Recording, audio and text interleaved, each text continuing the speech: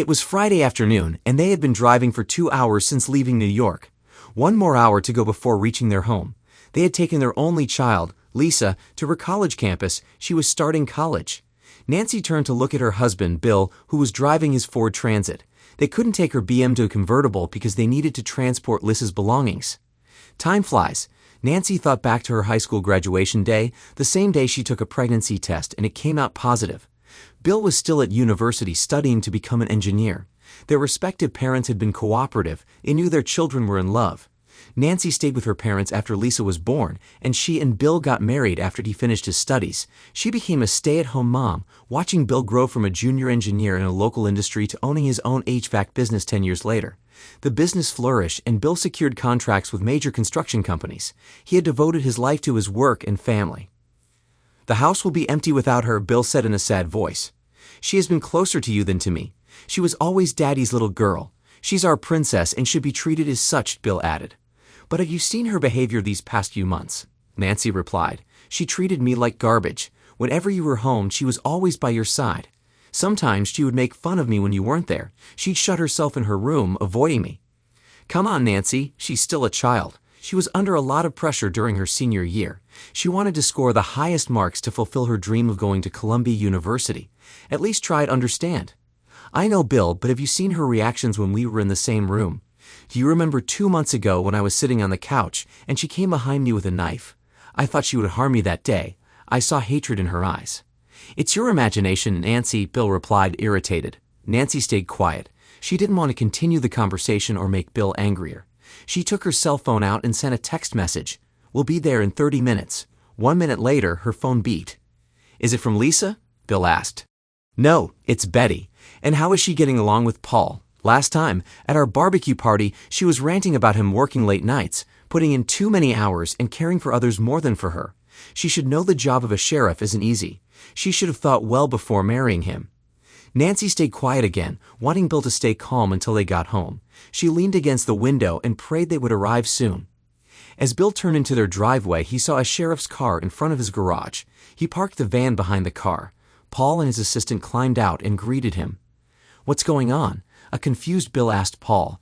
At the same time, Nancy ran and stood behind the assistant. "This is the worst part of my job, which I hate doing," Paul said, removing a manila envelope and handing it to Bill. "William Thompson, you've been served." "Paul, is this a joke?" Bill took the envelope with trembling hands. He turned to Nancy, who looked down, unable to face him. "Why?" "Nancy, what have I done?" "Bill, it's better if you leave, see a lawyer, and work on your divorce. There's also a restraining order. You are not allowed to come here or be within 500 feet of Nancy," Paul said. "Paul, last Sunday, you were here with Betty for Lisa's going-away barbecue party. Both of you knew this would happen. You came to my house, ate and drank the food, and even wished Lisa good luck with her studies in future. This is what I call hypocrisy." "Bill, try to understand." "Understand what, Paul?" "That you are a liar," Bill yelled. "And you, Nancy," he turned to her with angry eyes. "If you didn't love me or want me anymore, you should have told me. I would have divorced you amicably." "Bill, the restraining order is already in effect. I advise you to leave the premises," Paul said, trying to stay calm. Bill walked to his van, tossed the envelope onto the passenger seat, then slammed the door and approached Paul. "I need my personal things. I hope you won't refuse me entry to get some of my belongings." He took out his house key and headed for the front door. "Your key won't work," Paul said, removing a set of keys from his pocket and handing it to his assistant. "I see you've taken care of everything. Or is it Betty? She should have been here today with a locksmith while we were away. Am I right?" Bill asked. Paul didn't respond. He simply nodded at his assistant, who escorted Bill into the house and stayed with him while he packed 2 suitcases. "Don't you worry," Paul told Nancy. "I'll have my guys do regular patrols here. I wouldn't leave the house alone for a few days if I were you. He's extremely angry and might do something in his anger. I'll stay home. I'll call a friend to come and spend the weekend with me," Nancy replied. "Yes, a friend," Paul muttered. Bill came out with the suitcases and put them in the back of the van.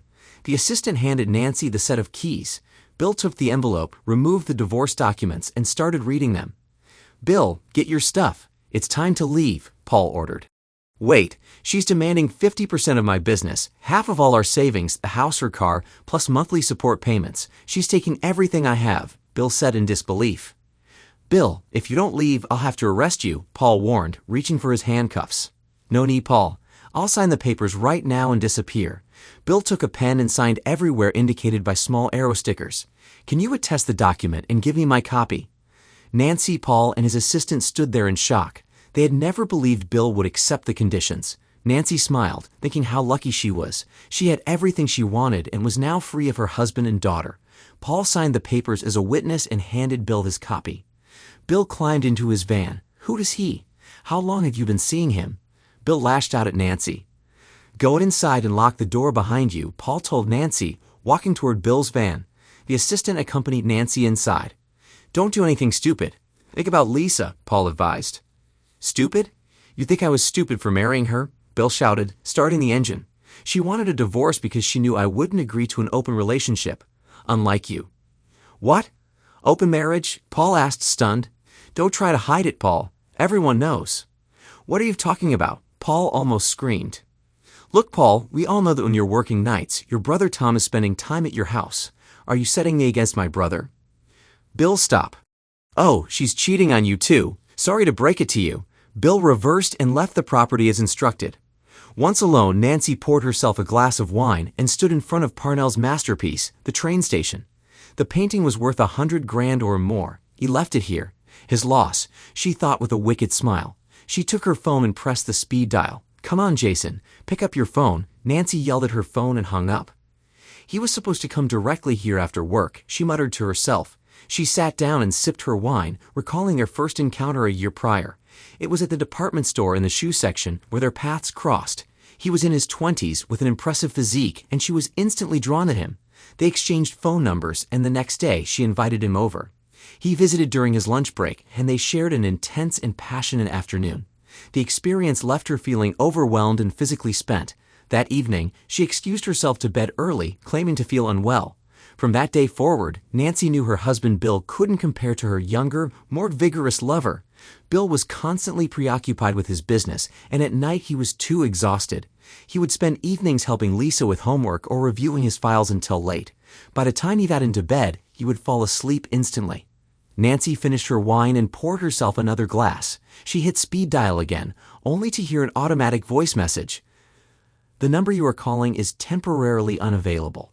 Please try again later. Frustrated, she threw her phone onto the couch, grabbed the remote, and switched on the TV. But she couldn't focus on the screen. She decided to take a shower. It had been a week since she had shared an intimate moment with Jason, something she hadn't done with Bill in years. Jason had been possessive, claiming her in a way that made her feel completely his. The day before, she had been at his apartment, where they had been passionately involved.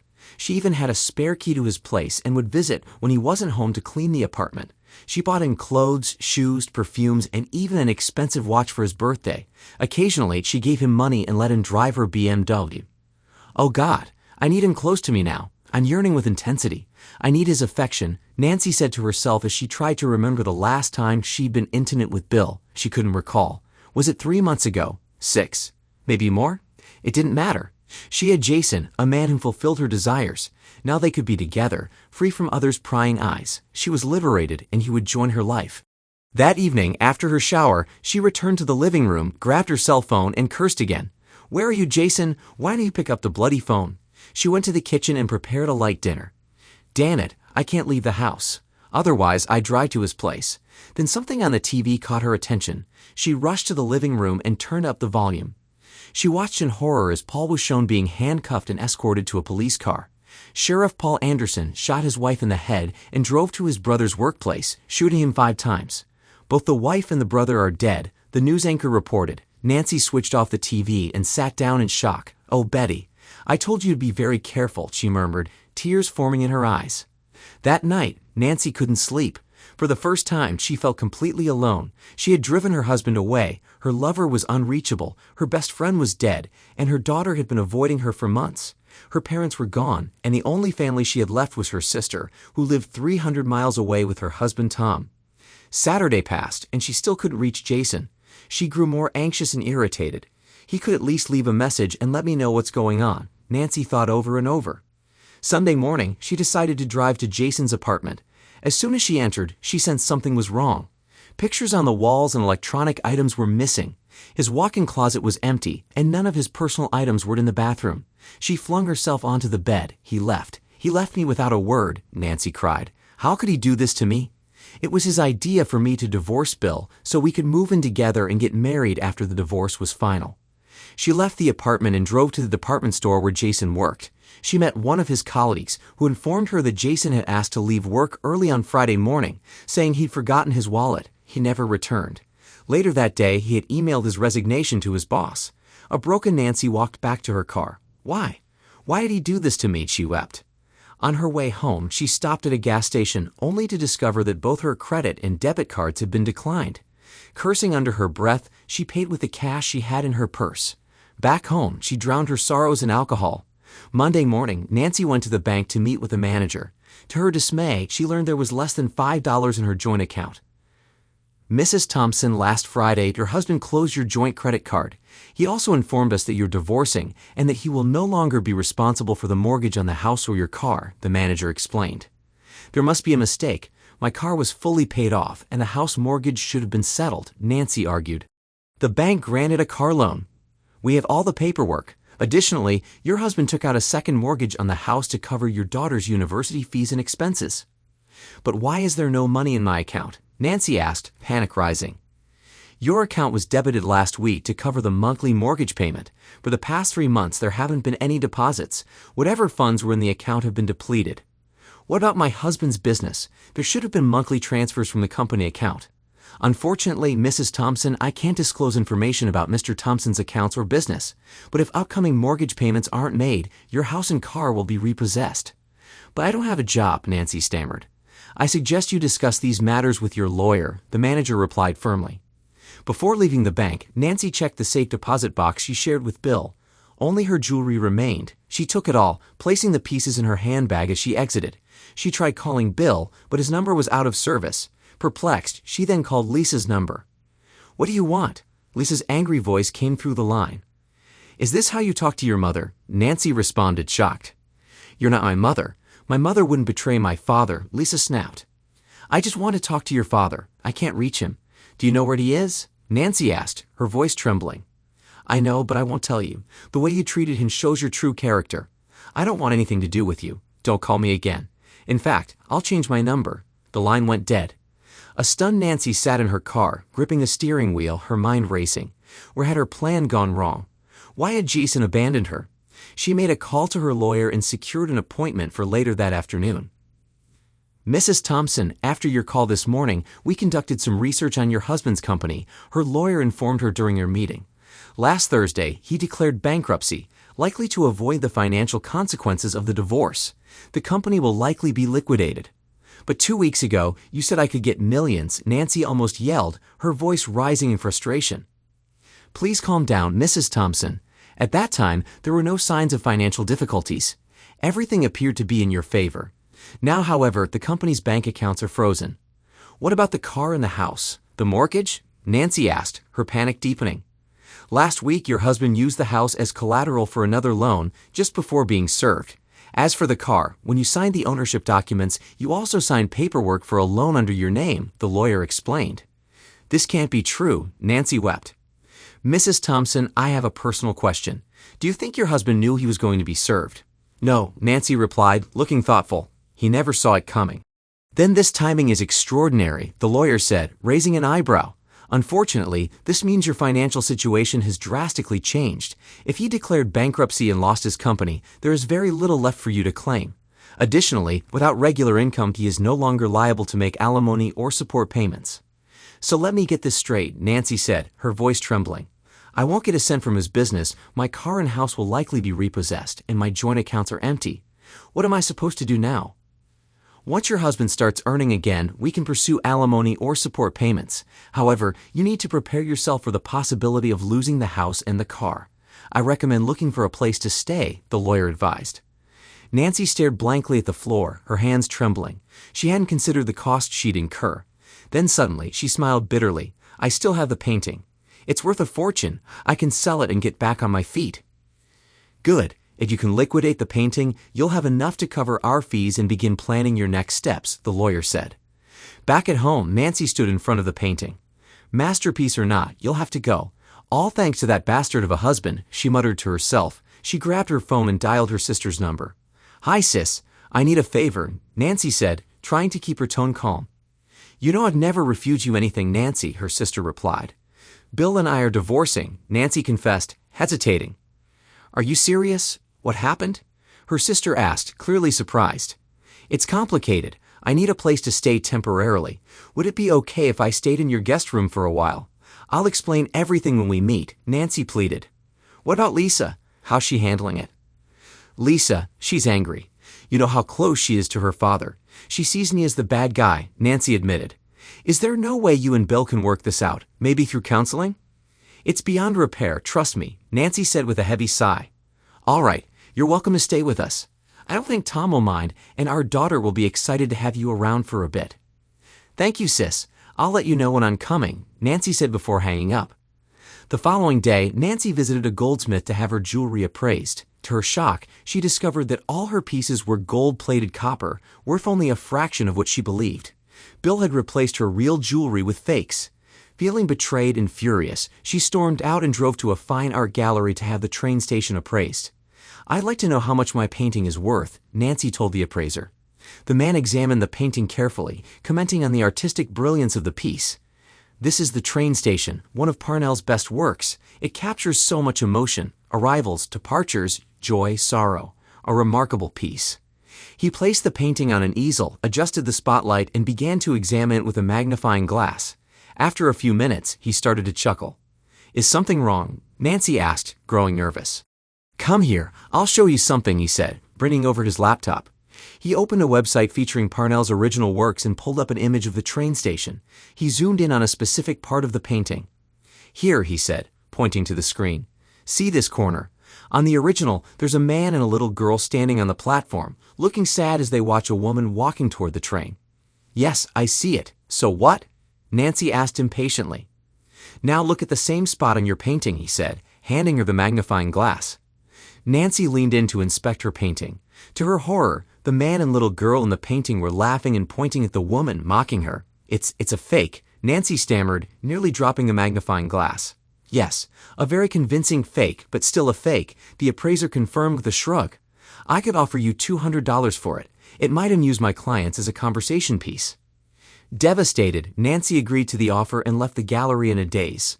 Later, as she sat in her car, her phone rang. She recognized her sister's number and quickly answered. Hi, sis, Nancy said, trying to hide her misery. Don't call me sis, you bitch, her sister shouted angrily. What? Why? What's wrong? Nancy asked, stunned. Tom received an email from an anonymous sender. It included a link to an explicit website filled with videos of you and a younger man. They're time-stamped over the past year, some even in your own house, in your own bed, her sister screamed. I can explain, Nancy stammered. Explain? What is there to explain? You're disgusting. Tom doesn't want you anywhere near our family. He says you'll contaminate us. Don't ever contact us again, her sister yelled before hanging up. Nancy sat frozen, her face pale. They know? Everyone knows, she whispered. What am I going to do now? Panic set in as her mind raced. I have to leave. I have to get out of here. I can't stay in this town any longer. Her hands trembled as she started the car and drove aimlessly, unsure of where to go. Her carefully crafted plans had completely unraveled. 5 years later, Bill sat in the front row of the church, his mind drifting as he stared at the couple standing at the altar. It was Lisa's wedding day. She looked radiant, saying I do to the young man she had been dating since her first year in college. Bill's heart swelled with pride as he thought of how far his daughter had come, but his thoughts were interrupted by a phone call earlier that morning, a call he hadn't told anyone about. How could he on such an important day? He glanced at Lisa and her soon-to-be husband, their hands joined, their smiles bright. His mind flashed back to the moment years ago when his world turned upside down. It was Lisa who had called him that day, her voice trembling. Dad, please come home, Lisa had cried over the phone. What's wrong, sweetie? Why are you crying? Bill asked, alarmed. Just come now. I'm waiting on the street in front of the house, Lisa sobbed. Are you hurt? Where's your mom? Bill pressed. Don't call her Dad, just come, please, Lisa pleaded. Bill left work immediately, his heart pounding with worry. As he drove home, all kinds of thoughts raced through his mind. Why was Lisa outside the house? Why didn't she want him to call Nancy? Was she in danger? He nearly ran a red light, slamming on the brakes just in time. Calm down, he told himself. Lisa needs you. He found her waiting a block away from their house. She climbed into the car, her face streaked with tears. "Lisa, what happened? Are you okay?" Bill asked, gripping the steering wheel tightly. "Please, don't go inside, Dad," Lisa begged. "Okay, start from the beginning. What's going on?" he urged, his voice steady but firm. Lisa took a shaky breath. "I forgot my USB drive at home this morning. I got permission during lunch to come back and get it. When I got to the house, there was an old Honda parked in the driveway. I went inside, and I heard noises coming from your room. I walked up quietly and peeked in. Dad," her voice broke, tears streaming down her face. "Sweetheart, what did you see?" Bill asked gently, though he was already dreading the answer. "I saw Mom," Lisa said, her voice trembling with anger. "She was with another man. They were," she couldn't finish.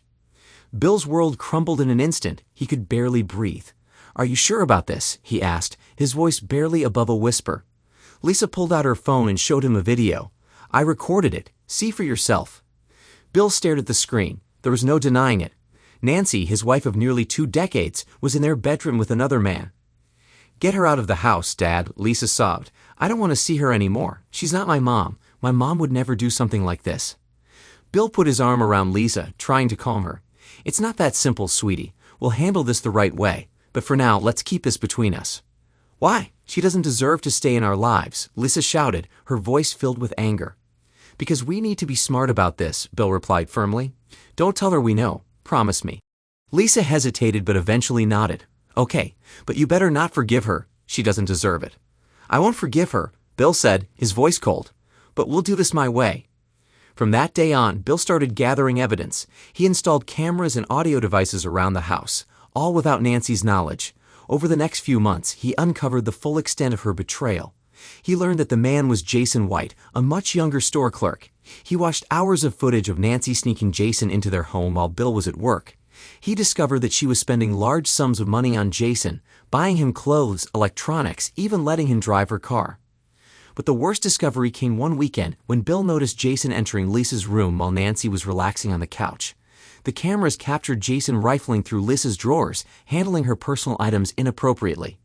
Bill's anger boiled over. He confronted Lisa about it, and she confessed that Jason's presence made her uncomfortable. She admitted she had once thought about confronting Nancy with a knife in a moment of rage. Bill realized he had to act quickly before things spiraled further out of control. He devised a plan. It would take months of careful preparation, but he was determined to protect Lisa and ensure Nancy faced the consequences of her actions. He swapped out her real jewelry with gold-plated fakes. He had a replica of the train station commissioned, ensuring it was just convincing enough to fool her. He worked with his lawyer and financial advisors to prepare for bankruptcy, securing Lisa's future by putting her college tuition first. And then he waited. On the morning they dropped Lisa off at college, everything was in place. By the time Nancy served him with divorce papers, she had no idea that Bill had already drained their joint accounts, declared bankruptcy, and left her holding the financial burden of the house and car loans. Back in the church, Bill snapped out of his memories as Lisa tugged his arm. "Dad earth to Dad. Are you listening?" she teased. "Sorry, Princess. My mind was wandering," Bill admitted with a smile. "Well, stop wandering and dance with your daughter. Everyone's watching, and you're just standing there." Lisa laughed, pulling him to his feet. Bill twirled Lisa around the dance floor, his heart full as he watched her smile. When the song ended, Lisa whispered, "Now it's time to dance with Mom." She gestured to Linda, who stood nearby, watching with love and pride in her eyes. Bill walked over and held out his hand. "May I have this dance, Mrs. Thompson?" Linda laughed and took his hand. "You may, Mr. Thompson." Later, as the party continued, Bill sat at the bar nursing a whiskey. His mind returned to the phone call he received that morning. "Good morning, Mr. Thompson. This is Dr. Henry D'Souza from Dallas, Texas. I'm calling about your wife," the voice on the other end had said. "My wife?" Bill asked, confused. "Your ex-wife, Nancy Thompson," the doctor clarified. "She's very ill and in the final stages of AIDS. She wanted me to reach out to you. Her last wish is to see you one more time before she passes." Bill took a deep breath. "I'll think about it and call you back." Linda interrupted his thoughts, slipping her arms around him. "Hey, don't drink too much. You still have to drive us home," she teased. Bill smiled and pushed his glass away. "You're right. Let's go dance. I want to feel you close to me." A few days later, from his office, Bill called Dr. D'Souza. He explained he couldn't make the trip but agreed to speak to Nancy over the phone. When the doctor transferred the call, he heard a faint voice on the other end.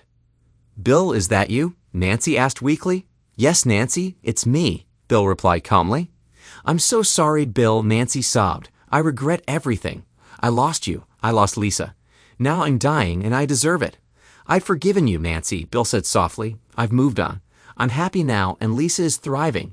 She got married last weekend. We're building a good life. Nancy began to cry and Bill could hear commotion in the background. A nurse's voice interrupted, Mr. Thompson, I'm sorry, but I have to end the call. The line went dead. Bill stared at the photo of his family on his desk. Linda, Lisa, and their son smiled back at him.